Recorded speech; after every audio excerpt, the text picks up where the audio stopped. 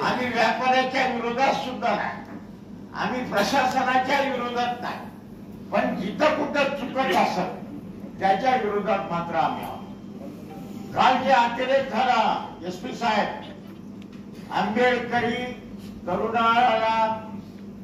तरुणाच्या विरुद्ध गुन्हे दाखल करण्यासाठी आपण जे कोम्बिंग ऑपरेशन केलं, आंबेडकरी वस्त्याला टार्गेट करण्यात आलं साहेब। आंबेडकरी वसाहतीमध्ये जाऊन घरात घुसून लहान लहान लेकरासहित, लहान मुलीसोबत, महिलेसोबत प्रचंड मारहाण करण्यात आली आहे आपल्या पोलिसांनी। सगळे व्हिडिओ व्हायरल झालेले आहेत। प्रकाश आंबेडकर येणार आहे तिथं, रामदास आठवले येणार आहेत। सगळा महाराष्ट्र पेटवायचा का तुम्हाला? महाराष्ट्र पेटवू नका। आणि सगळ्या महाराष्ट्रातले नेते जर आले तर तुमची काही खैर नाही। मग बांधवांनो, आम्हाला कमजोर समजू नका। आज आमचे अनेक नेते फोन करत आहेत, रात्री प्रकाश आंबेडकर बोलले, रामदासजी बोलले।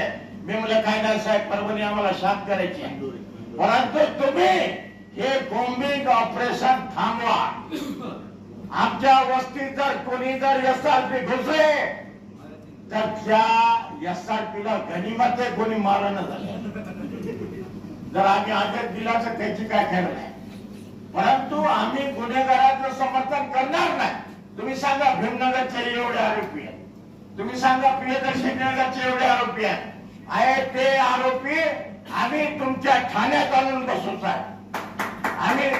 आम्ही त्यांच्या सोबत नाही, आम्ही प्रशासनासोबत आहोत। आणि एक देव माणूस आहे आपल्या जिल्ह्याचा कलेक्टर, ज्या माणसाला एवढं काही झालं, त्या बाया कुठून आल्या आम्हाला माहित नाही। आम्ही निवेदन घेऊन गेलो, साहेबाला बोललो, आम्ही त्या मीटिंग मध्ये साहेबांनी आश्वासन केलं, आणि आम्ही गेल्यानंतर त्या कुठून आल्या काय कळत,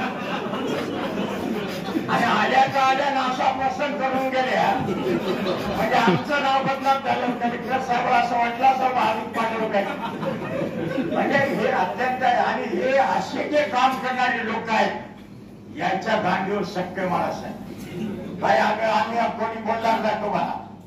जे आंबेडकरी चळवळीला बदनाम करू इच्छित आहेत, जे आमच्या शहरामध्ये जातीय स्वरूपात मिळवण्याचं काम करतात, अशा लोकांना तुम्ही माफ करू नका।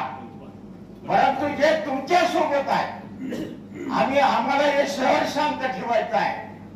मागे 89 साली आमचे 44 लेकर मरण पावले आंबेडकर जयंतीमध्ये, त्यावेळेस हिंदू समाजाचे लोक, मुसलमान समाजाचे लोक रक्त देण्यासाठी लाईन लागली होती साहेब। आणि या शहरात मुसलमानांनी, हिंदू समाजाने, आम्ही सगळ्यांनी मिळून हे शहर शांत ठेवलेलं आहे साहेब। तुम्ही उद्या बदली करून जासाल, कार्यसाहेब निघून जातील, पण आम्हाला या परभणीत राहायचं आहे।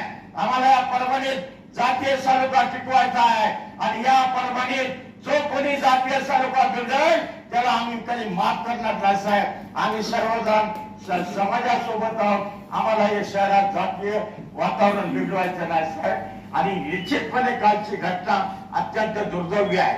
आमच्या भीमप्रकाश गायकवाडने आता सांगितलं, संविधानाचा अमृत महोत्सव आहे, आणि अमृत महोत्सव 26 नोव्हेंबर पासून आम्ही साहेब या जिल्ह्यामध्ये घर घर संविधानची मोहीम राबवत आहोत। प्रत्येक घरामध्ये आम्ही संविधान पोहोचवत आहोत, प्रत्येक तालुक्याला आम्ही संविधान पोहोचवत आहोत, आणि या संविधानाचा प्रचार जो जास्त जोरात होत आहे।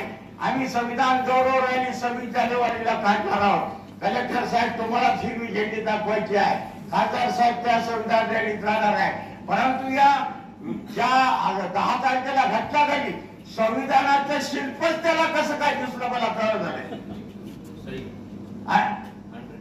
पागल याच्यावर स्वतःचा बुक खायची बाहेर, संविधानाचं शिल्पच कसं दिसलं साहेब त्याला। आणि गनिमत साहेब दिवसा घटना घडली, रात्री जर झाली असते, कोण केलं काय केलं, कोणी आरोप केले असते मुसलमानाने केलं, कोणी काय, म्हणजे जातीय दंगल या ठिकाणी झाली असते साहेब। आणि अत्यंत अत्यंत भगवान बुद्धाचे मी आभार मानतो की दिवसा झाली आणि पोलिसांनी पकडलं नाही, आमच्या लोकांनी पकडून त्याला पोलीसच्या हवाले केलं।